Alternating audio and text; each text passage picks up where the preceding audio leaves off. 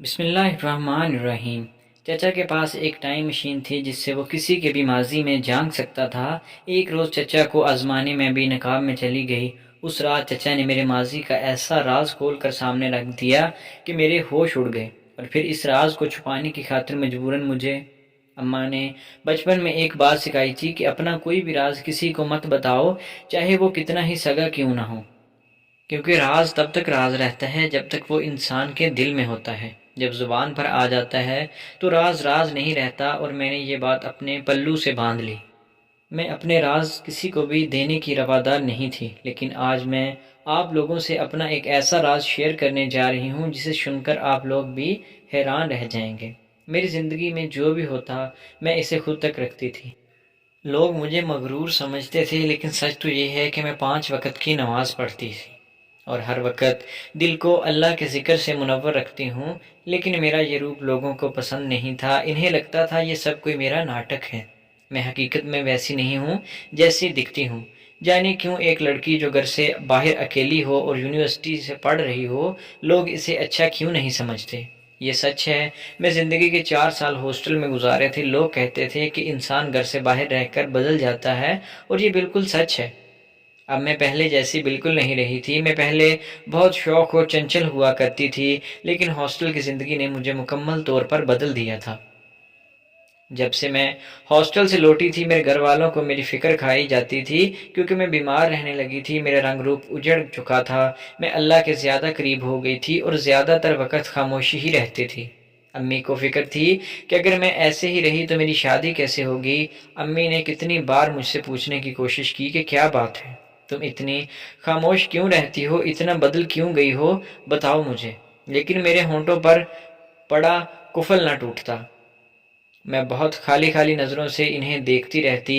میرا سر اب ہر وقت دوپٹے سے ڈھکا رہتا۔ اب امی کو میری شادی کی فکر تھی۔ وہ چاہتی تھی کہ جلد سے جلد میرے ہاتھ پیلے ہو جائیں۔ سچ بات تو یہ تھی کہ مجھے شادی میں کوئی دلچسپی نہیں تھی۔ میرے دل میں کوئی جذبہ نہیں ابھرتا تھا، لیکن امی کے آگے مجھے مجبور ہونا پڑتا تھا۔ ایسے ہی ایک دن لڑکے والے دیکھنے آئے۔ لڑکا بھی ساتھ آیا تھا۔ جانے اسے میرے دوپٹے سے لپٹے وجود اور سیاہ حلقوں والی آنکھوں میں ایسا کیا نظر آیا کہ اس نے کہا اگر شادی کروں گا تو اسی لڑکی سے کروں گا۔ اور میری کہاں چلنی تھی؟ امی تو اتنے اچھے رشتے پر بہت خوش تھی، اور پھر رشتہ طے ہو گیا۔ لڑکے کے گھر والوں کو میں پسند نہیں آئی تھی۔ لڑکے کی بہنوں کو کوئی ماڈرن اور اسٹائلش لڑکی چاہیے تھی، جبکہ لڑکا بضد تھا کہ شادی کروں گا تو صنم سے ہی کروں گا۔ اور پھر شادی طے پا گئی۔ جیسے جیسے شادی کے دن قریب آ رہے تھے، میرا دم گھٹتا جا رہا تھا۔ امی مجھے ڈانٹتی تھی کہ اپنا خیال رکھا کرو، ہونے والی دلہن کی طرح اپنی کیئر کرو، لیکن سچ تو یہ تھا کہ میری عبادتیں طویل ہوتی جا رہی تھیں، میرے سجدے لمبے ہوتے جا رہے تھے، میرے آنسوؤں میں شدت آتی جا رہی تھی۔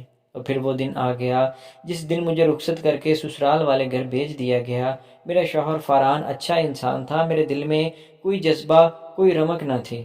میں اسپاٹ چہرہ لیے اپنے شوہر کا انتظار کر رہی تھی۔ لوگوں کے منہ سے سنا تھا کہ دلہن بن کر اچھی لگ رہی ہے۔ البتہ اپنی نندوں کے چہروں پر میں نے بیزاری دیکھی تھی، اور مجھے اس سے کوئی فرق نہیں پڑتا تھا۔ 11 بجے میرا شوہر کمرے میں آیا اور سلام کرتا ہوا میرے سامنے بیٹھ گیا۔ اس نے نرمی سے میرا ہاتھ تھاما اور کہا میں نہیں جانتا صنم کہ آپ کی زندگی میں ایسا کیا ہوا ہے جو ہر وقت آپ کی آنکھوں آنسوؤں سے لبریز رہتی ہیں، لیکن میں چاہتا ہوں کہ آپ کو اتنی خوشیاں دوں کہ آپ سارے غم بھول جائیں۔ مجھے آپ کا وجود پہلی ہی نظر میں بہت مقدس لگا تھا، تبھی میں نے آپ سے شادی کی ضد کی۔ دیکھو، اللہ کے کرم سے آج آپ میری بیوی ہیں۔ اس کی باتیں بہت خوبصورت تھی، کوئی اور ہوتی تو ان باتوں پر پگھل جاتی، لیکن میں نے نرمی سے اپنا ہاتھ شوہر کے ہاتھ سے نکال لیا اور بیڈ سے نیچے اتر آئی۔ مجھے نماز پڑھنی ہے، دیر ہو رہی ہے، میں نے سادہ سے لہجے میں کہا۔ ہاں ہاں کیوں نہیں، آپ آرام سے نماز پڑھیں۔ اور پھر میں نے بھاری بھرکم لباس اتار دیا، عشاء کی نماز ادا کی اور خوب روئی کہ اللہ نے ایسے شخص سے نواز دیا تھا جس کے میں قابل نہیں تھی۔ میں روتی رہی اور وہ خاموشی سے مجھے دیکھتا رہا، اور پھر زندگی ایسے ہی چلنے لگی۔ میں بہت کم بولتی تھی۔ میرے سسرال والوں کو اس بات سے مسئلہ تھا، میرا عبادت کرنا انہیں برا لگتا تھا، جبکہ میرا شوہر اسی وجہ سے مجھ پر فدا تھا۔ وہ مجھے خوش رکھنے کی ہر ممکن مدد کرتا تھا۔ اب میں اس سے مانوس ہو گئی تھی، لیکن ابھی تک ہمارے درمیان میاں بیوی والا تعلق استوار نہیں ہوا تھا، بلکہ وہ مجھے بالکل دوست کی طرح رکھتا تھا۔ مجھے دکھ ہوتا تھا جب لوگ میری عبادات کو دکھاوا کہتے تھے۔ فرحان اکثر اپنے گھر والوں کے ساتھ میری وجہ سے الجھ پڑتا تھا۔ میں جیسی بیوی چاہتا تھا اللہ نے مجھے ویسی ہی عطا کی ہے، اور آپ لوگ خدا کا واسطہ ہے کہ صنم کو تنگ کرنا چھوڑ دیں۔ اکثر وہ اپنے گھر والوں سے کہہ رہا ہوتا تھا، اور میں رونے لگتی کہ جب اسے میرے راز کا پتہ چلے گا تو کیا ہوگا، لیکن میں نے اس راز کو اپنے تک رکھا۔ میں کبھی بھی اسے نہیں بتانے والی تھی، جانے یہ سب کب تک چلتا رہتا۔ جب اچانک زندگی میں ایک عجیب موڑ آیا۔ میرے شوہر کا ایک جاننے والا چچا تھا۔ اس کے بارے میں آج کل خبریں گردش کر رہی تھی کہ اس کے پاس ٹائم مشین جیسا کچھ ہے جس سے وہ انسان کے ماضی کے سارے راز کھول سکتا ہے۔ یہ بات مضحکہ خیز تھی۔ یہ سن کر میرے لبوں پر مسکان ابھری۔ بھلا ایسا بھی ہوتا ہے کیا؟ اب میں فرحان سے مسکرا کر بات کر لیتی۔ میں نے اسے شوہر نہ صحیح لیکن دوست مان لیا تھا۔ اب ہم کسی نہ کسی موضوع پر ہلکی پھلکی گفتگو کر لیا کرتے تھے۔ میرے شوہر نے کبھی مجھ سے ماضی کے بارے میں نہیں پوچھا تھا۔ ایک دن میرے سبھی سسرال والے اکٹھے ہو کر چچا کے گھر چلے گئے، اور جب وہاں سے آئے تو سب حیران تھے۔ چچا کی تعریف کی جا رہی تھی کیونکہ انہوں نے واقعی سب کی زندگی کے ماضی کا ایک ایسا راز کھولا تھا جو کسی کو بھی نہیں معلوم تھا۔ اب میری نندیں میرے پیچھے پڑ چکی تھی کہ بھابھی آپ بھی چلیں اور جا کر چچا کی ٹائم مشین کو استعمال کریں۔ میں جانتی تھی یہ سب بکواس ہے، ایسا کچھ بھی نہیں ہوتا، لیکن پھر بھی اپنا راز افشا ہونے سے بہت ڈرتی تھی۔ میرے انکار کرنے پر بھی میری ایک نند بولی کہ ضرور ماضی میں ایسی کوئی حرکت کی ہوگی جو اب سب کو بتاتے ہوئے شرم آتی ہے۔ اس بات نے میرے دلوں کو زخمی کر دیا تھا۔ میرے شوہر نے آگے بڑھ کر بات سنبھالی اور کہا میں لے جاؤں گا صنم کو، تم لوگ اپنے کام سے کام رکھو۔ میں نہیں جانا چاہتی تھی لیکن خود کو بھی ثابت کرنا تھا، چنانچہ میں نہ چاہتے ہوئے بھی شوہر کے ساتھ چلی گئی۔ میرا اللہ پر پورا بھروسہ تھا کہ اللہ کسی کے راز کو فشا نہیں کرتا، وہ بھی تب جب انسان معافی مانگ چکا ہو۔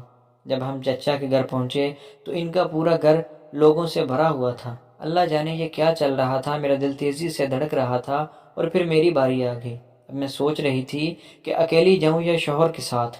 شوہر نے کہا کہ تم اکیلی جا سکتی ہو اور گھبرانا نہیں، یہ بس ایک فن جیسا ہے، میں چاہتا ہوں تمہارا ذہن بھٹکے نہ۔ لیکن میں نہیں جانتی تھی کہ میں نے وہاں آ کر اپنی زندگی کی دوسری بڑی غلطی کی تھی۔ میں چھوٹے چھوٹے قدم اٹھاتی ہوئی کمرے کی میں چلی گئی۔ کمرہ کھلا اور بڑا تھا۔ سامنے دیوار پر بڑی سی اسکرین لگی ہوئی تھی اور سامنے صوفے پر چچا بیٹھے تھے۔ میں ان سے پہلی بار مل رہی تھی۔ ارے صنم آؤ آؤ، میں تمہارا ہی انتظار کر رہا تھا۔ چچا کے لہجے میں کچھ عجیب تھا۔ مجھے لگا کہ شوہر نے بتا دیا ہوگا۔ میں ایک جانب صوفے پر بیٹھ گئی۔ چچا کے سامنے میز پر ایک چھوٹا سا ڈبہ رکھا ہوا تھا جس میں ایک سوراخ تھا۔ میں خاموشی سے بیٹھی تھی، سمجھ نہیں آ رہا تھا کیا بولوں۔ تبھی چچا نے کہا تمہاری زندگی کا کوئی ایسا راز ہے جسے صرف تم ہی جانتی ہو اور کوئی نہیں۔ ان کی بات پر میرا سانس اٹک گیا۔ میرا دل گھبرا رہا تھا لیکن میں نے انکار میں سر ہلا دیا۔ اور پھر چچا نے کہا تمہارے سامنے رکھا یہ باکس ایک ٹائم مشین ہے۔ اس میں ہاتھ ڈالو گی تو جو تمہاری زندگی کا راز ہوگا وہ سامنے اسکرین پر چلنے لگے گا۔ میں نے بے یقینی سے چچا کو دیکھا، پھر اس مشین کو اور اسکرین کو۔ یہ بالکل ناممکن سی بات تھی۔ خیر میں نے کچھ ڈرتے ڈرتے اس مشین میں ہاتھ ڈالا اور فوراً اسکرین روشن ہو گئی۔ اسکرین پر ایک ایسا منظر تھا، اس منظر میں ہی تھی جیسے کوئی ویڈیو چل رہی ہو۔ مجھے لگا جیسے زمین پھٹ گئی ہو، میرا سانس اٹک چکا تھا۔ میری زندگی کا وہ راز جسے میں نے سب سے چھپایا ہوا تھا وہ اب اسکرین پر کسی فلم کی طرح چل رہا تھا۔ میں نے مشین سے اپنا ہاتھ باہر نکالنا چاہا لیکن اس میں ایسا نہ کر سکی، میرا ہاتھ اندر پھنس گیا۔ میں نے خوفزدہ نظروں سے چچا کی جانب دیکھا جو خونخوار نظروں سے مجھے گھور رہے تھے۔ انہوں نے گھراتے ہوئے کہا تمہیں یہاں تک بلانے کے لیے مجھے ایک لمبا پلان کرنا پڑا، لیکن میں چاہتا تھا میں اپنے بیٹے کے قاتل کو خود سزا دوں۔ میری تو جیسے ساری جان ہی نکل گئی تھی۔ مجھے وہ ایک ایک پل یاد آنے لگا جب میں یونیورسٹی گئی تھی۔ ہاں یہ میرا ماضی تھا جب میں زندہ دل ہوا کرتی تھی۔ کلاس میں سب میری ذہانت کے قائل تھے۔ میں ہاسٹل میں اپنی مرضی اور ضد سے گئی تھی۔ بے شک وہاں کی زندگی بہت خوبصورت تھی۔ میں کلاس میں لڑکوں سے دور رہتی تھی۔ مجھ پر بہت سے لڑکوں نے ٹرائی کیا لیکن میں نے کسی کے بھی جھانسے میں نہیں آئی۔ ایک لڑکا تھا جس سے میری پہلے ہی دن بحث ہو گئی تھی۔ ہم دونوں ایک دوسرے سے نفرت کرنے لگے تھے۔ 2 سال ایسے ہی گزر گئے۔ میں اپنی زندگی کو بہت خوبصورتی سے جی رہی تھی اور میں اللہ کو ہی بالکل بھول گئی تھی۔ ایک بار میں ہاسٹل جا رہی تھی کہ کچھ لڑکوں نے مجھ سے بدتمیزی کی، لیکن تب وہاں وہ لڑکا آ گیا جس سے مجھے نفرت تھی۔ اس نے مجھے بچایا اور پھر ہاسٹل تک چھوڑ کر آیا۔ اس واقعے کے بعد ہم دونوں میں دوستی ہو گئی، بہت اچھی دوستی۔ ہمیشہ ایک دوسرے کی مدد کرنے لگے۔ اب میں اس پر اندھا بھروسہ کرنے لگی تھی، اور سچ بتاؤں تو مجھے اس سے محبت ہو رہی تھی۔ جب تیسرے سال میں تھے تو ہمارے پیپرز ہو رہے تھے۔ سارے کلاس فیلو اسی لڑکے کے گروپ میں اسٹڈی کے لیے اکٹھے ہو رہے تھے۔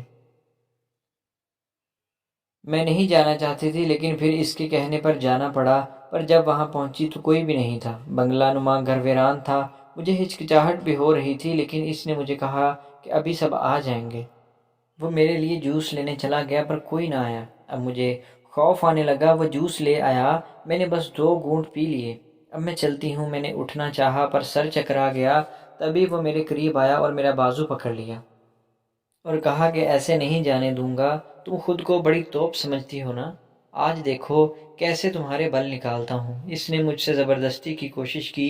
میں جان گئی تھی میرے ساتھ دھوکا ہوا ہے، اس نے میرے جوس میں کچھ ڈالا تھا۔ اب مجھے چکر آ رہے تھے، میں بھاگنا چاہتی تھی پر بھاگ نہیں سکتی تھی۔ اس نے میرے کپڑے جگہ جگہ سے پھاڑ ڈالے۔ میں نے مزاحمت کی تو مجھے بری طرح مارا۔ میں نے اپنا آپ بچانے کے لیے اسے زوردار دھکا دیا۔ وہ پیچھے گرا اور میز کا کونا اس کے سر کے پچھلے حصے میں کھپ گیا۔ میں وہاں سے جانے کیسے ہاسٹل تک پہنچی۔ وہ رات قیامت تھی۔ میں خوب روئے۔ صبح تک مجھے خبر ملی کہ وہ مر چکا ہے۔ میں نے اسے مار ڈالا ہے۔ میں نے ایک انسان کو مار ڈالا ہے۔ مجھے خوف تھا کہ پولیس آ جائے گی، لیکن کچھ نہ ہوا۔ اسے دفنا دیا گیا۔ میری زندگی مکمل طور پر بدل گئی تھی۔ میں اپنا آخری سیمسٹر پورا کر کے واپس آ گئی۔ میں اپنے گناہ کی معافی مانگتی رہی، اور آج میرا گناہ میرے سامنے تھا۔ وہ لڑکا میرے سامنے ہی بیٹھے شخص کا بیٹا تھا جس نے مجھے یہاں بلانے کے لیے ٹائم مشین کا ڈرامہ رچایا تھا۔ یقیناً اس لڑکے نے ویڈیو بنانے کے لیے موبائل کہیں چھپا دیا ہوگا، اور اس میں ساری ویڈیو موجود تھی۔ میں چاہتا تو یہ ویڈیو پولیس کو دکھا سکتا تھا، لیکن میں اپنے بیٹے کا بدلہ خود لینا چاہتا تھا۔ جب میں نے فرحان اور تمہاری تصویر دیکھی تو میں نے تمہیں پہچان لیا تھا، اور آج میرا بدلہ پورا ہو گیا ہے۔ یہ کہہ کر چچا نے میرا گلا پکڑ لیا۔ اب وہ میرا گلا دبا رہا تھا۔ میری آنکھیں ابل آئی تھیں۔ موت میرے سامنے تھی، اور تبھی میرے شوہر کا چہرہ ابھرا۔ اس نے چچا کے سر پر کچھ مارا۔ تب تک میں بے ہوش ہو چکی تھی۔ جب اٹھی تو اپنے کمرے میں تھی۔ میرا شوہر میرے قریب بیٹھا تھا۔ اسے دیکھتے ہی میں رو پڑی اور کہا میں نے جان بوجھ کر کچھ نہیں کیا۔ شوہر نے مجھے گلے سے لگا لیا اور کہا میں سب جانتا ہوں، اور اب پریشان مت ہو، سب کچھ ٹھیک ہو گیا ہے۔ میرے تڑپتے دل کو جیسے سکون آ گیا ہو۔ میرے شوہر کا ایک دوست پولیس والا تھا۔ اس نے سب اپنے دوست کو بتا دیا تھا۔ چچا کو گرفتار کر لیا گیا تھا۔